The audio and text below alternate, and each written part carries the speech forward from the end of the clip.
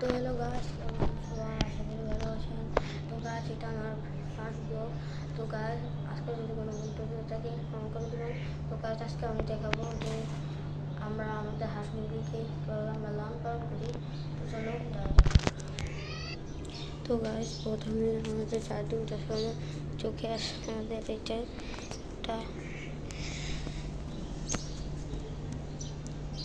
তো গাছ, এটাকে আমরা এখন তৈরি করতে গিয়ে এটার ভিতরে কী আছে। তো গাছ, এটার ভিতরে কবুতর, এটি আমাদের ভিতরে আছে একটা কবুতর। তো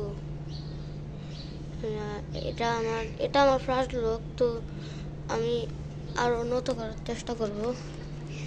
তো তারপরে চোখে পরে আমাদের এই যে এটার ভিতরে আছে আমাদের মিঙ্কি। তো গাছ, আমাদের মিঙ্কিও অনেক বড় হয়ে গেছে। একটু দূরে দেখা যাক আপনাদেরকে। এই যে গাছ, এটাকে আমি অনেক ছোট আনছিলাম, এখানে এটা অনেক বড় হয়ে গেছে।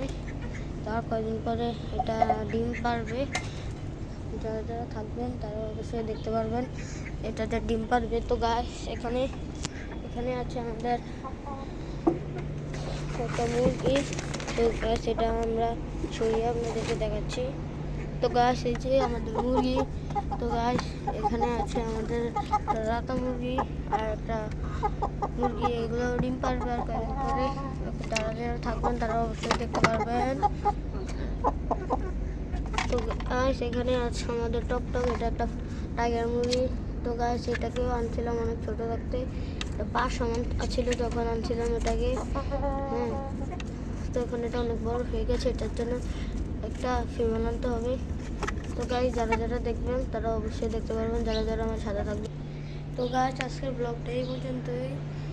আমার সাথে থাকবেন, সুস্থ থাকবেন, টাটা।